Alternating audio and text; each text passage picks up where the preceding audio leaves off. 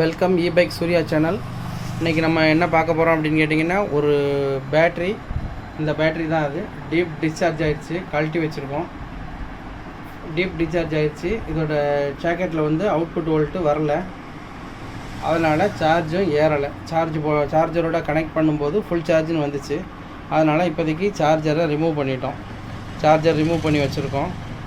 பேட்டரியை ஓப்பன் பண்ணணும். ஓப்பன் பண்ணி ஒவ்வொரு சீரியஸாக சார்ஜ் பண்ணி பிஎம்எஸ்லேருந்து ரிமூவ் பண்ணிவிட்டு ஒவ்வொரு சீரியஸாக சார்ஜ் பண்ணி அதுக்கப்புறம் பிஎம்எஸ் கனெக்ட் பண்ணி அதுக்கப்புறம் பழையபடி பேக்கிங் பண்ணி ரெடி பண்ணி நம்ம பேட்டரியோட பேக்கிங்கை ரெடி பண்ணணும். நம்ம அதுக்கு முன்னாடி இன்னொரு சிம்பிள் டெஸ்ட்டு பண்ணியிருக்கோம். பேட்டரி ஓப்பன் பண்ணாமலே டீப் டிஸ்சார்ஜை சரி பண்ணுறதுக்கு அதே சேம் வோல்ட்டு சேம் ஆம்பியர் உள்ள இன்னொரு பேட்ரி, கண்டிஷன் பேட்ரி சார்ஜ் உள்ளதை எடுத்திருக்கோம்.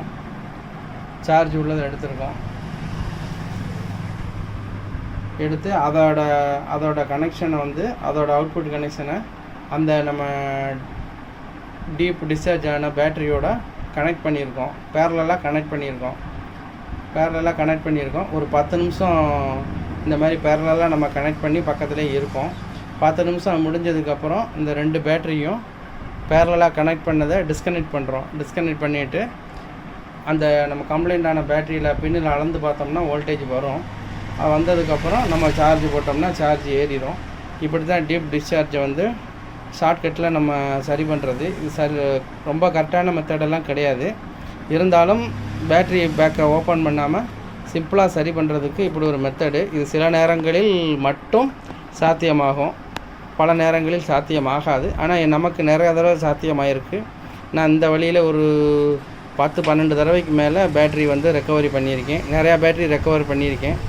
அன்றைக்கி வேறு ஒரு பேட்ரி காட்டியிருந்தேன் டீப் டிஸ்சார்ஜுக்கு.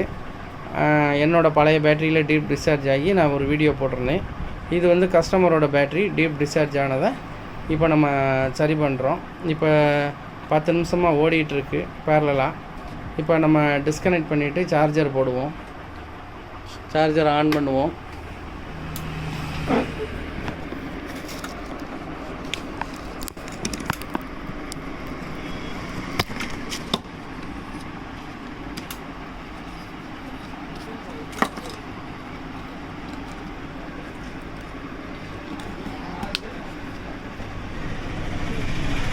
இப்போ சார்ஜரோட கனெக்ட் பண்ணியிருக்கோம். சார்ஜரோட கனெக்ட் பண்ணோன்னே சார்ஜ் ஏறுது. இன்னும் அப்படியே பேட்ரி ரெக்கவர் ஆகிரும், சூப்பராக ஓட ஆரம்பிச்சிடும்.